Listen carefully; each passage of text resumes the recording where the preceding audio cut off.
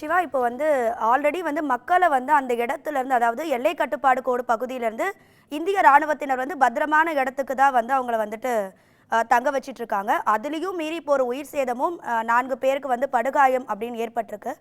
அப்படி பார்க்கும்போது இன்னும் அந்த ஏரியாவில் இருக்கக்கூடிய மக்கள் எல்லாரையுமே வந்து பாதுகாப்பான இடத்துல தங்க வைக்கிறதுக்கான நடவடிக்கையை வந்து இந்திய ராணுவம் தொடங்கியிருக்கா. அவங்களை எங்கெல்லாம் தங்க வச்சிருக்காங்க, அவங்களுக்குன்னு வழங்கப்படுற அந்த உரிய பாதுகாப்பாக இருக்கட்டும், இல்லை மருத்துவ வசதிகளாக இருக்கட்டும், எந்த அளவில் தயார் நிலையில் இருக்கு சிவா?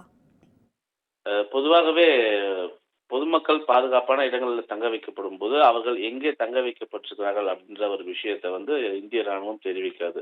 ஏனென்றால் அது அதிகாரப்பூர்வமாக தெரிவிக்கப்பட்டால் அந்த இடங்களை நோக்கி பாகிஸ்தானுடைய ஏவுகணை வரக்கூடும், அங்கு இருக்கக்கூடிய மக்களை அச்சுறுத்தக்கூடும், அதன் மூலமாக அவர்கள் பாதிக்கப்படக்கூடும் என்ற ஒரு காரணத்தினால் எந்த பங்கர்ஸ்ல எந்த பதுங்கு குழிகள்ல பொதுமக்கள் பாதுகாப்பாக தங்க வைக்கப்பட்டிருக்கிறார்கள் என்பன விவரங்களை எல்லாம் பாகிஸ்தான் ராணுவம் வழங்காது. ஆனால் நேற்று இரவு முதலே கிட்டத்தட்ட ஒரு 2 நாட்களாகவே பொதுமக்கள் ஆங்காங்கே பாதுகாப்பான பகுதிகளுக்கு அழைத்து செல்லப்படுவதும், மீண்டும் பகல் நேரங்களில் நிலைமை சற்று சீரானதும் அவர்களுடைய இல்லங்களுக்கு அவர்கள் வந்து அவர்களுடைய பணிகளை மேற்கொள்வது, இரவு முழுவதும் பிளாக் அவுட் செய்யப்பட்டிருக்கக்கூடிய நிலையில் பகல் நேரங்களில் மின்சாரம் வழங்கப்பட்டு அவருடைய பணிகளை எல்லாம் அவர்கள் மேற்கொள்வது போன்ற பல்வேறு சம்பவங்கள்லாம் இருக்கக்கூடிய நிலையில தொடர்ந்து பொதுமக்களை பாதுகாக்கக்கூடிய பணிகள் என்பது இருந்தாலும் பகல் நேரங்கள்ல ஒரு சிலர் அவருடைய வீடுகளுக்கு செல்ல வேண்டும் என்ற ஒரு ஆர்வ மிகுதியின் காரணமாக செல்வது, அது மட்டுமல்லாமல் வீடுகளுக்குள்ளேயே ஒரு சிலர் பாதுகாப்பாக வைக்கப்பட்டிருக்கிறார்கள்.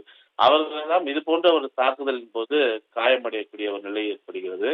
ஆனால் அவர்களுக்கு தேவையான மருத்துவ கட்டமைப்புகள் அனைத்தும் 24 மணி நேரமும் தயார் நிலையில் இருக்க வேண்டும் என்று ஏற்கனவே அறிவுறுத்தப்பட்டு மருத்துவமனைகள்ல படுக்கைகள் உள்ளிட்ட அனைத்து வசதிகளும் இருக்க வேண்டும் என்பது தொடர்பான அறிவுகள் எல்லாம் வழங்கப்பட்டிருக்கக்கூடிய நிலையில் பாதிக்கப்பட்டவர்களை உடனடியாக மருத்துவமனைக்கு அழைத்து சென்று அவர்களுக்கான சிகிச்சைகள் வழங்கக்கூடிய நிலை இருக்கிறது.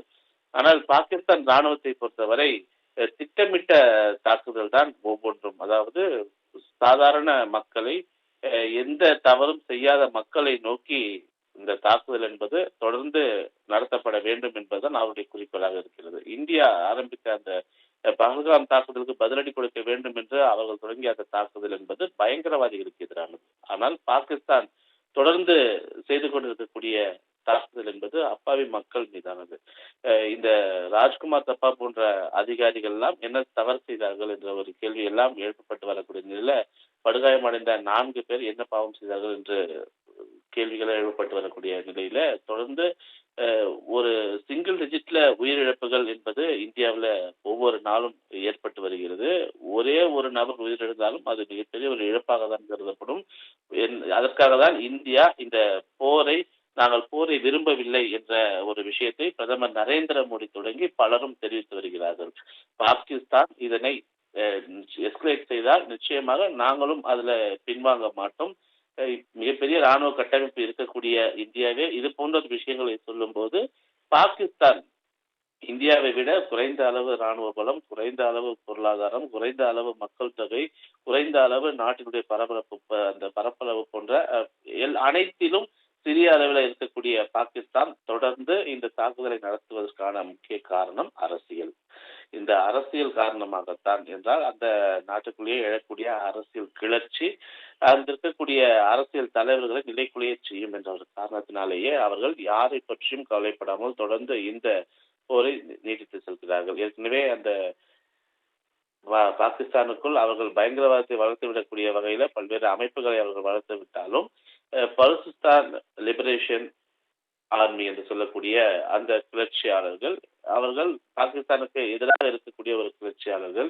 இந்த சமயத்தை அவர்கள் பயன்படுத்தி கொண்டு அவர்களுக்கு எதிரான போரை அவர்களுக்கு எதிரான தாக்குதலை தொடங்குவதற்கான வாய்ப்புகள் இருக்கக்கூடிய ஒரு சூழலும் ஏற்படுகிறது. ஏற்கனவே நாம் தெரிவித்தது போல இம்ரான் கான் விடுதலை செய்யப்பட வேண்டும் என்று அவருடைய ஆதரவாளர்கள் தெரிவித்து வருகிறார்கள். அவர் பாகிஸ்தானுடைய பிரதமராக இருந்த காலகட்டத்தில் இது போன்ற எந்தவித நிகழ்வுகளும் அரங்கேறவில்லை என்று தொடர்ந்து அவர் தெரிவித்து வரக்கூடிய நிலையில இம்ரான் கான் விடுதலை செய்யப்பட வேண்டும் என்று ஒருபுறம் மக்கள் கிளர்ச்சியாக கிளம்பியிருக்கிறார்கள்.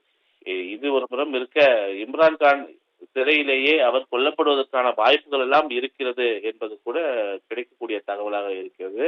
என்றால் இந்த போரை பயன்படுத்தி அவர்கள் இந்த ஒரு அரசியல் பழிவாங்கலை மேற்கொள்ளக்கூடும் என்ற ஒரு தகவல்களும் தற்போது வந்திருக்கின்றன. எனவே பாகிஸ்தான்ல இருக்கக்கூடிய அந்த கிளர்ச்சிகளை, பாகிஸ்தானுக்குள் இருக்கக்கூடிய அந்த அரசியலை மறைக்கவே இந்த தாக்குதல், இந்த ஒரு போர் பதற்றம் என்பது நீடித்திருக்கிறது. பாகிஸ்தானால் இந்தியாவை வெல்ல முடியாது என்ற ஒரு நிலை இருந்தாலும், இதுல ஏற்படக்கூடிய ஒவ்வொரு உயிரிழப்பும், ஒவ்வொரு பொருளாதார இழப்பும் உலக அளவுல ஒரு பாதிப்பை ஏற்படுத்தும் என்ற ஒரு நிலைதான் இருக்கிறது.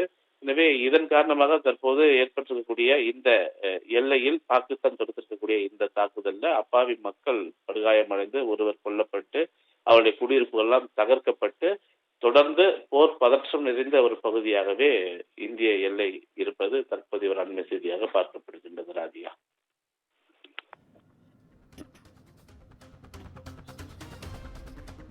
ஷெல் தாக்குதல்னால ஒருவர் உயிரிழந்திருக்கிறாரு. அதே சமயம் அப்பாவி பொதுமக்கள் 3 பேர் வந்து படுகாயமடைந்திருக்கிறாங்க. இது மிகவுமே வந்து வருத்தம் அளிக்கக்கூடிய ஒரு செய்தியாக தான் பார்க்கப்படுது. நன்றி சிவா, உங்க விரிவான தகவல்களுக்கு நன்றி.